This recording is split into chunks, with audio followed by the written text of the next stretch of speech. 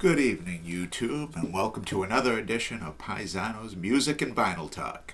I am your gracious host, Paisano. Welcome.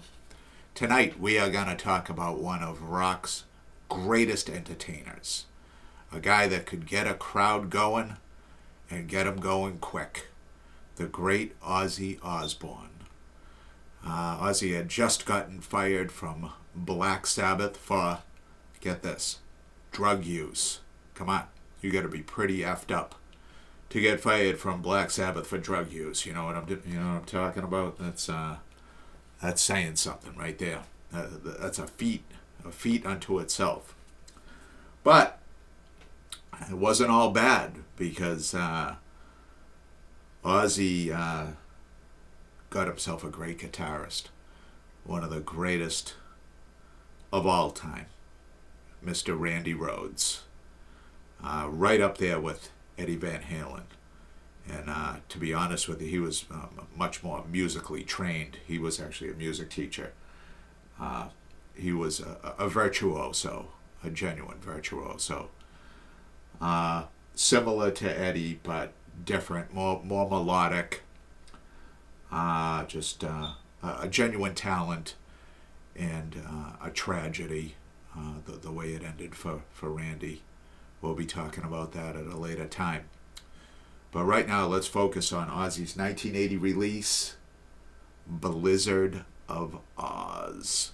Ozzy's first solo record. Came out in 1980.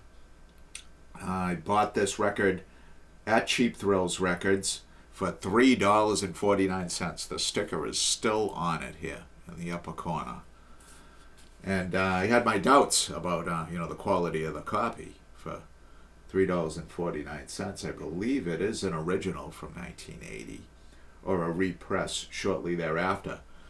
But Rob there graciously offered a chance for me to listen to it and see if there were any skips or any real defects on it. And I passed it up. I know Rob doesn't deal in garbage. I took a chance on it, and let me tell you something. I got myself a pretty clean copy of this. This album sounds fantastic. Let's go over the track list in here. This was the first in the series of quite a few Ozzy solo albums, and he got back with Black Sabbath eventually. Here and there, they did a one-off reunion at Live Aid in 1985, and then they did an album and a tour or two before they finally called it quits. Up first, the 1-2 punch of I Don't Know and Crazy Train. I mean, come on. And on the subsequent tour for this album, those were the first two songs of the night. And what a way to get things going. I mean, two stone cold classics. That was followed by Goodbye to Romance, Ozzy's little love song, and on a slower tempo, but it builds into a little bit of a rocker. It has a nice Randy Rhoads solo in it. The fourth song on side one is D, which is a very quick acoustic instrumental by Randy Rhoads. The last song on side one is Suicide Solution, another stone cold Ozzy classic. And live, this is where Randy Rhoads would really stretch out and do a Eddie Van Halen type eruption type guitar solo, extended guitar solo. Side two starts with Mr. Crowley, Ozzy's nod to Aleister Crowley, the famed magician, self-appointed magician, and genuine occult icon from England.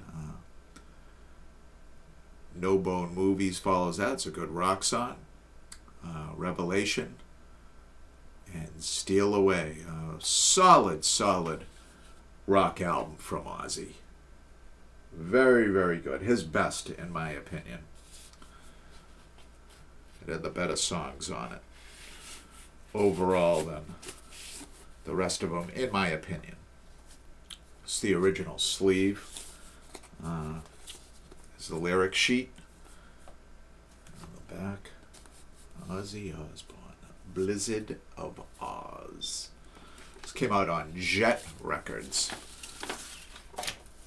I think Ozzy is the only artist I have that is on Jet Records. You can see the label there. Yep, a solid, solid release. Thank you guys for tuning in. Tune in again next week. See what Paisano digs up. Hopefully it's something you like, and hopefully you're enjoying our conversations here. If you are, please like and subscribe. Get in there. Goodbye for now, you two. Good night.